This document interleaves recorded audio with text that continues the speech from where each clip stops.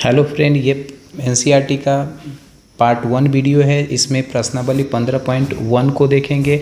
अगर आपने पहले कॉन्सेप्ट नहीं देखा है तो मेरे यूट्यूब पे चैनल पर जाकर उससे पहले उसके प्रोबेबिलिटी के कॉन्सेप्ट को देख लीजिए। चलिए तो शुरू करते हैं।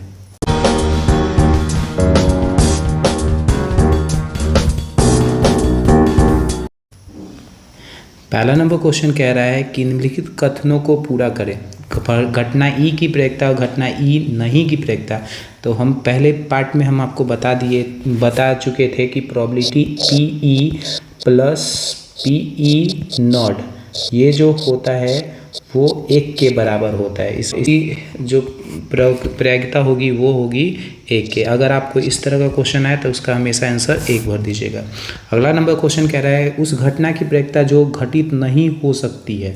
तो जो घटित नहीं हो सकती है ऐसी घटना क्या कहलाती है? जो घटित नहीं होगी उसका हमेशा याद रखिएगा, उसका आंसर होगा 0। और घटित नहीं होगी वैसी घटना असंभव कहलाती है। तो आपको याद रखना है, ये आपको बिहार बोर्ड में पूछा जाता है।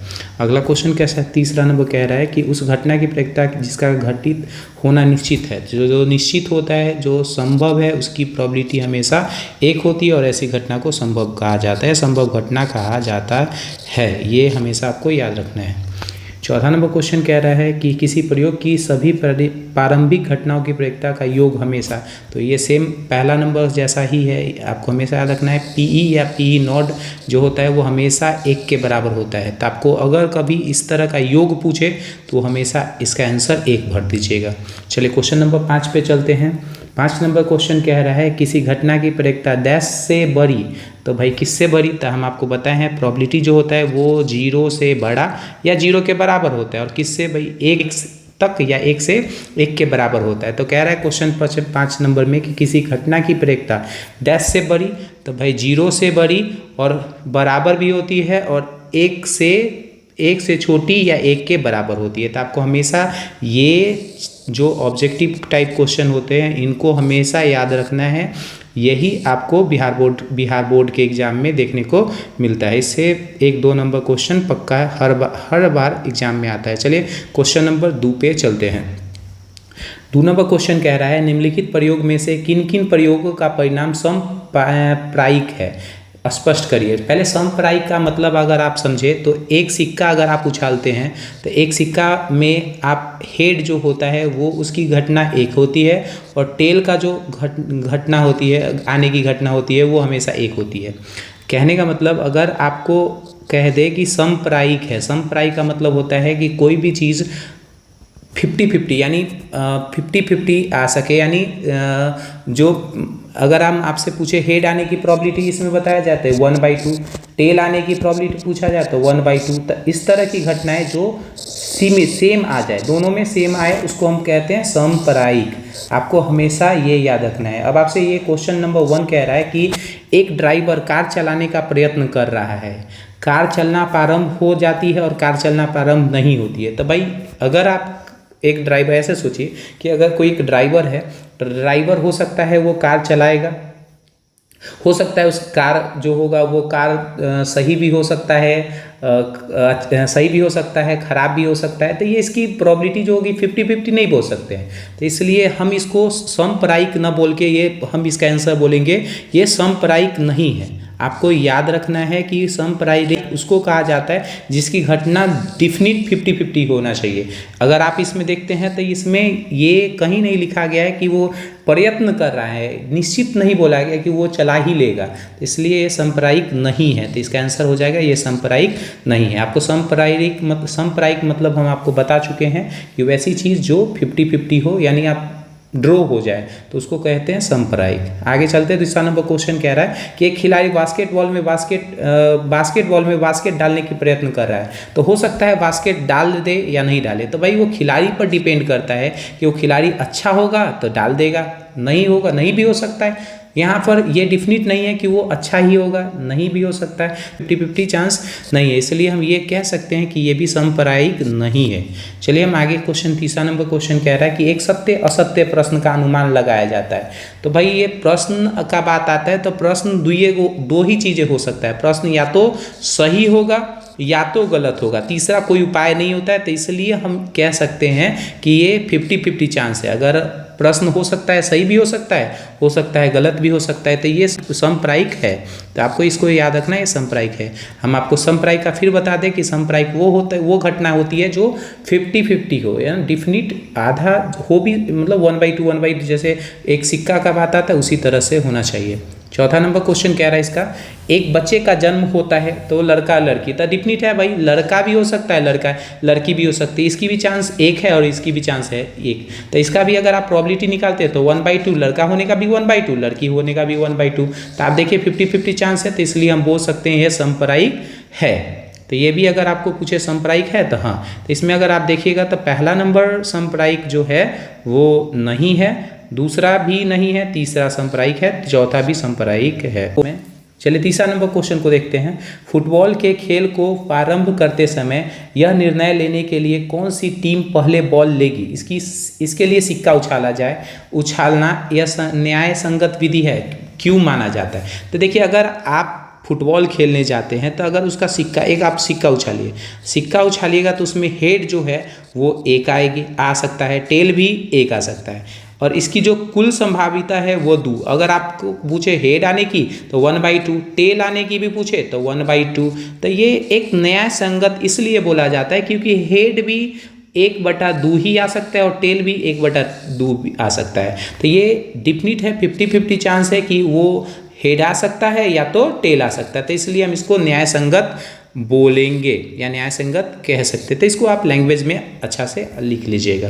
क्वेश्चन नंबर 4 बोल रहा है, 4 नंबर बोल रहा है कि निम्नलिखित में कौन सी संख्या किसी घटना की प्रक्रिया नहीं हो सकती। तो आपको पहले से भी बता दिया गया है कि प्रोबेबिलिटी जो होता है 0 से लेके 1 तक होता है, यानी 0 से बड़ा या 1 से छोटा या 1 तक होता है। तो आप इसमें देखिएगा, हर जो होता है, इसमें हर जो होता है, हर बड़ा है।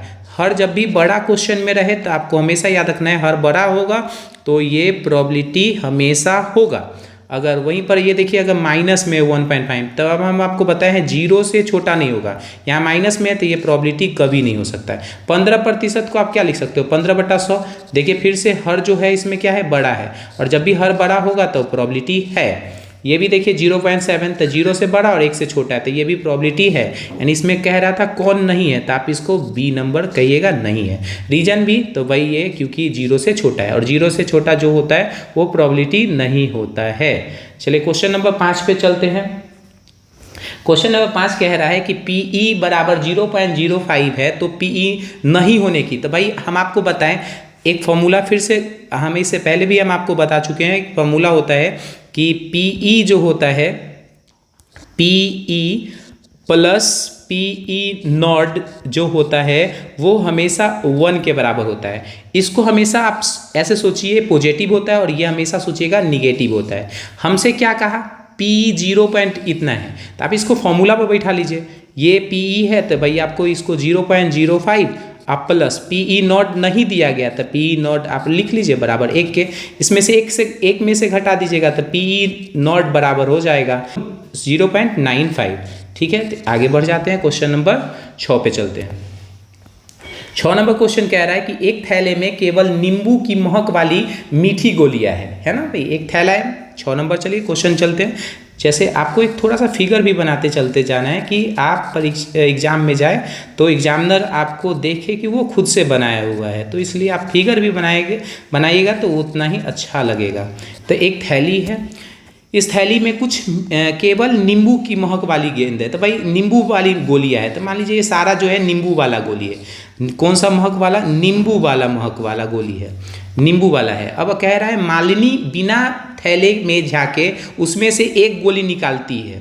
अब इसकी प्रक्रिया क्या होगी कि वह गोली, एक नंबर क्वेश्चन कह रहा है कि संतरे की महक होगी। तो भाई नींबू का अगर आप ऐसे ही सोचिए कि अगर इस थैले में नींबू वाली गोली है तो संतरे की महक तो हो ही नहीं सकती है, तो ये असंभव है। अब अगर असंभव कोई चीज़ होगा तो हम आपको पहले बता चुके हैं, शुरू 1 नंबर क्वेश्चन में आप देखे थे, असंभव जो होगी उसकी प्रोबेबिलिटी हमेशा 0 होगी, तो इसकी प्रोबेबिलिटी हमेशा 0 होगी। नींबू की महक वाली, तो नींबू वाली सारे जो गोलियां है वो नींबू वाली है, तो ये जो नींबू वाली गोलियां सारा गोली नींबू वाला है, तो इसलिए संभव घटना है, और जो संभव घटना की प्रोबेबिलिटी वो होती है हमेशा 1 होती है, तो इसका आंसर आप 1 भर दीजिएगा। चलिए हम आगे क्वेश्चन नंबर चलते हैं। चलिए 7 नंबर क्वेश्चन देखते हैं। 7 नंबर क्वेश्चन कह रहा है कि यह दिया हुआ 7 नंबर क्वेश्चन बोल रहा है, यह दिया हुआ है कि 3 विद्यार्थी के एक समूह में 2 विद्यार्थी के जन्मदिन एक ही दिन न होने की प्रयोक्ता 0.992 है। इसकी क्या प्रयोक्ता होगी कि इन 2 विद्यार्थियों के जन्मदिन एक ही दिन हो। चलिए इसको वही फॉर्मूला आप यूज करिएगा, प्रोबेबिलिटी पीई आपको प्लस पीई नॉट, यही है आपको याद रखना है, ये एक ही चीज़ है और आप हमेशा ये 1 के बराबर होता है। कह रहा है कि न होने की, तो भाई न होने की निगेटिव है, तो आप न होने के यानी पीई जो पीई नॉट आपको दे दिया है वो कितना है 0.992 है। अब आपसे पूछ रहा है पीई पूछ रहा है, तो आप फॉर्मूला बैठा दीजिए। क्या बैठाइएगा, PE plus PE not is equal to होता है 1। अब आपसे पूछ रहा है पी नॉट दे दिया, पी पूछ रहा है, तो P is equal P plus P not आपको दे दिया 0.992, ये 1 के बराबर है, तो पी इज इक्वल टू हो जाएगा 0.008। आप घटा लीजिएगा, यही हमारा आंसर है। चलिए क्वेश्चन नंबर चलते हैं 8 नंबर पे।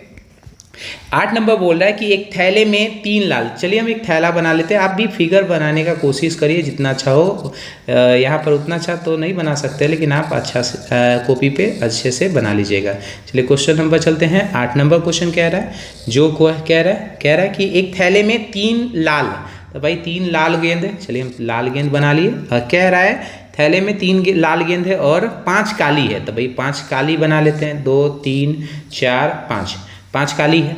अभी इस कह रहा है भाई, एक क्वेश्चन में बोला है कि इस थैले में से एक गेंद यादृच्छिक यानी अचानक से निकाला जाता है, ऐसे बिना देखे आप बोल सकते हैं यादृच्छिक निकाली जाती है। इसकी क्या प्रयोक्ता होगा, 1 नंबर आपसे पूछ रहा है कि लाल होने की, तो आपको फॉर्मूला पढ़े हैं कि पीई बराबर यानी प्रोबेबिलिटी इज इक्वल टू होता है आने की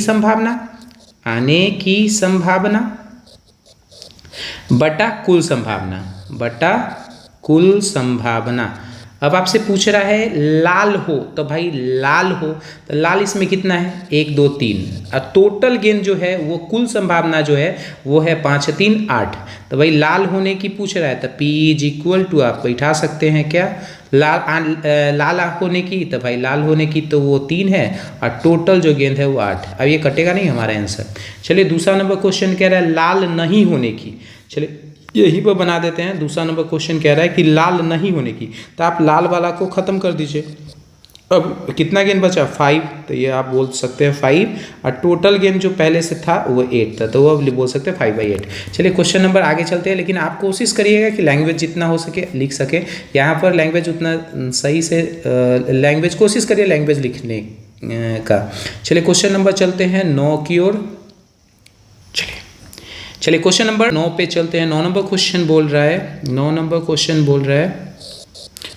क्वेश्चन बोल रहा है कि एक डब्बा है, ये डब्बा है, इस डब्बे में बहुत सारी गोलियां रखा है, बहुत सारा गोली रखा हुआ है, अलग अलग कलर का रखा हुआ होगा। अब इसमें पूछ रहा है भाई, इसमें जो दिया गया वो आप लिख लीजिए। लाल जो रंग की है गोलियां वो कितनी है 5 है, लाल रंग की 5 है। सफ़ेद जो है वो है, सफ़ेद रंग की जो गोलियां है वो है 8, और जो हरा रंग के है, जो हरे रंग की है वो है 4। अब आपसे जो क्वेश्चन कह रहा है, आपको प्रोबेबिलिटी का फॉर्मूला आपको पता है कि पी इज इक्वल टू होता है आने की संभावना बटा कुल संभावना। टोटल इसमें कुल संभावना यहाँ पर अगर निकालिएगा तो कुल संभावना जो है वो है, आप इसको जोड़ लीजिएगा तो 8 4 12 12 5 17, टोटल जो है वो कुल संभावनाएं हैं वो है यहाँ पर कुल संभावना 17 है। अब आपसे क्वेश्चन नंबर 1 बोल रहा है, 1 नंबर बोल रहा है कि भाई लाल होने की, तो लाल जो है वो कितना है, तो 5 है, तो भाई लाल होने की जो प्रोबेबिलिटी हो जाएगी आने की संभावना बटा कुल संभावना, तो इसकी हो जाएगी प्रोबेबिलिटी 5 बाई लाल होने की तो 5, और कुल जो संभावना है वो है 17। तो इसका आप लैंग्वेज से लिखोगे, लेकिन इसका आंसर जो होगा वो 5/17 17 हो जाएगा। चलिए दूसरा नंबर, इसका दूसरा नंबर देखते हैं। दूसरा नंबर क्वेश्चन बोल रहा है सफ़ेद है, तो भाई सफ़ेद कह रहा है, तो भाई इसका सफ़ेद आने की प्रोबेबिलिटी बटा कुल संभावना, आने की संभावना बटा कुल संभावना। सफ़ेद है तो 8 जो है सफ़ेद है और टोटल जो है वो 17 है, तो इसका आंसर जो हो जाएगा वो हो जाएगा 8/17।